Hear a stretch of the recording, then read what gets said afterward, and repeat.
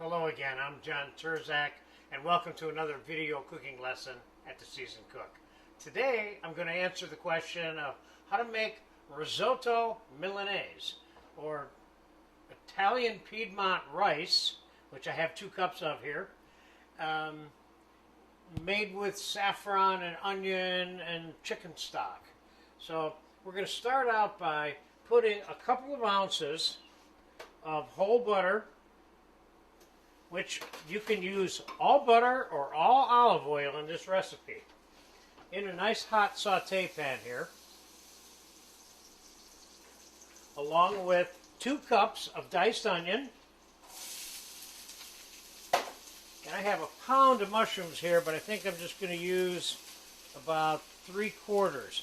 Now, risotto Milanese is not normally made with mushrooms and sausage, so I'm making risotto alla Milanese, and then it has mushrooms and sausage in it, which is my preference. So let's put some fresh chopped, a couple of tablespoons each of oregano and sage. And let's get a little bit of salt and pepper.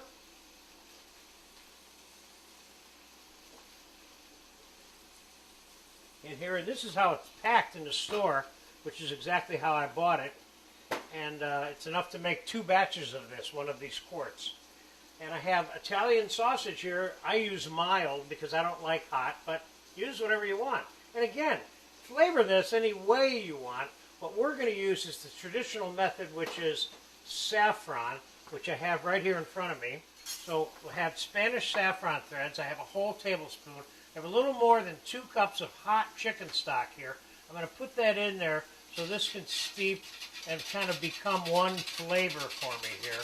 I have a little more hot chicken stock on hand if this isn't enough, because this recipe may not be an exact recipe all the time in terms of how much chicken stock is added.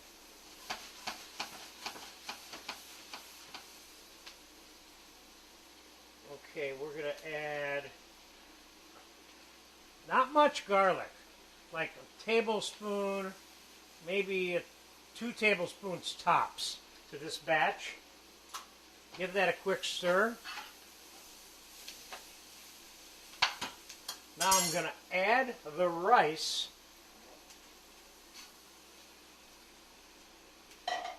And I'm going to add about 1.5 cups, 1.75 cups of white wine. We're going to let that come to a simmer, and we're not going to add any of that chicken stock until this rice has absorbed all of this wine.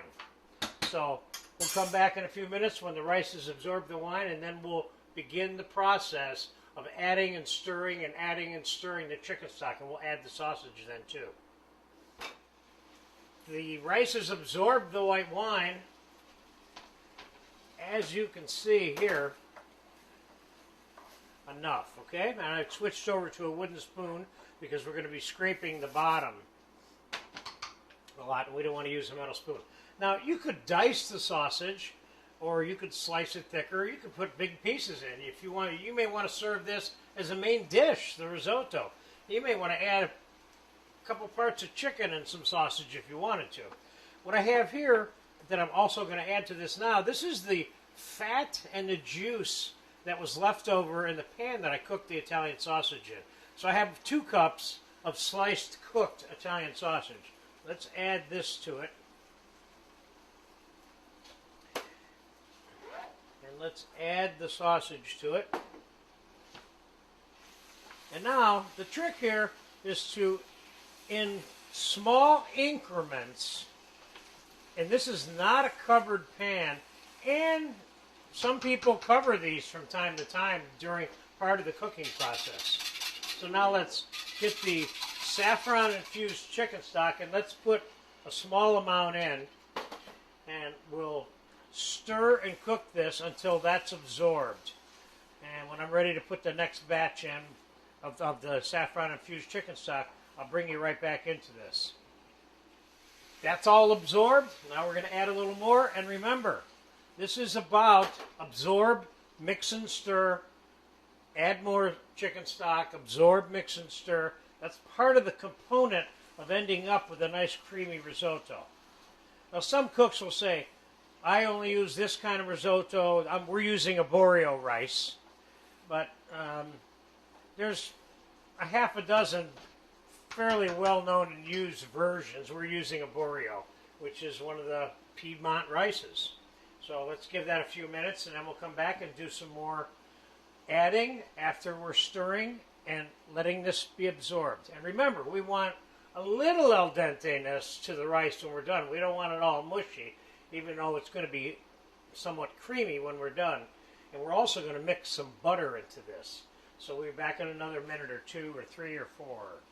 That's all absorbed. It's been like 3 or 4 or 5 minutes. Adding more saffron infused chicken stock. We have a little bit left here.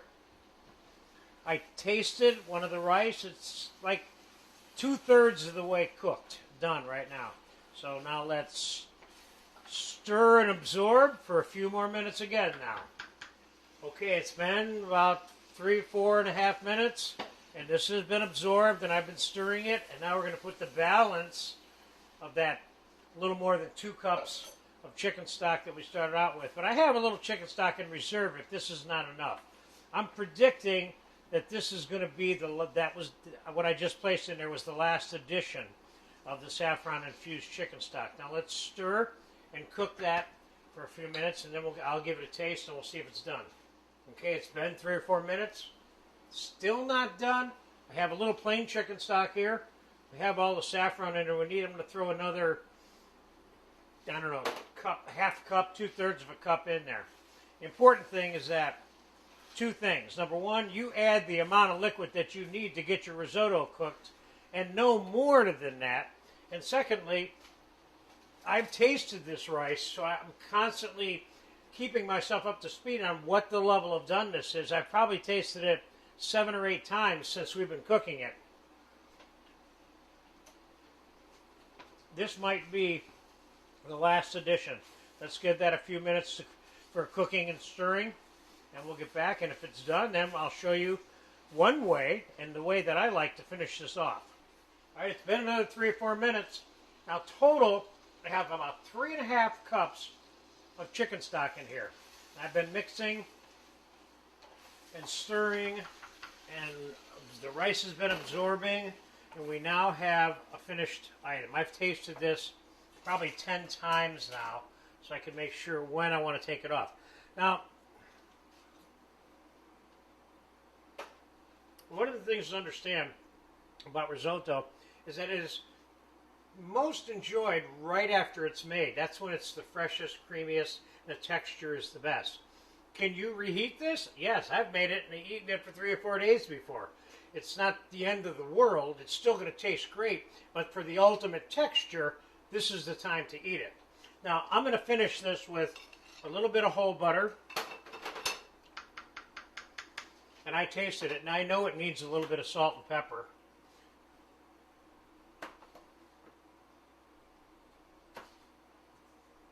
For starters, and I'm going to put a cup of grated Parmesan cheese, less than a cup, a little less than a cup, maybe 3/4 of a cup. I'm going to stir the butter and the cheese in, and we're going to taste it again.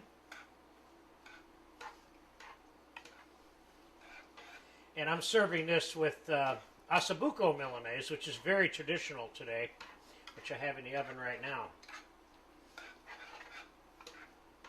This looks good. This looks really good. Let's get a taste of that.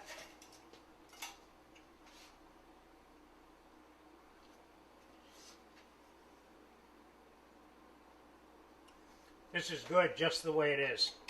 I love this. We've got a winner here.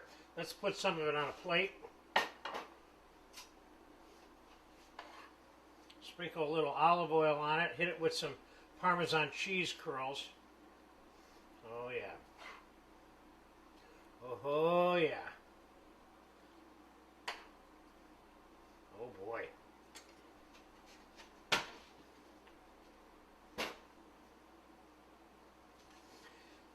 Oh boy, this looks really good. I can't wait to eat this. Let's put a little bit of some cheese curls on there.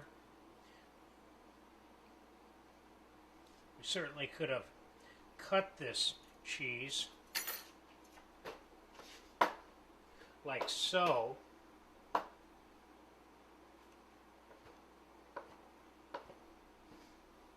And also put it on there with like chips of cheese. I happen to like cheese with my risotto. Not everyone does, believe it or not. Let's put a little bit of parsley on there just for fun. And let's put a little squeeze of olive oil on there for fun. There you have risotto alla Milanese with sausage and mushroom. A classic, dedicated in remembrance of and dedication to the city of Milan and the area around that. Enjoy this if you get a chance.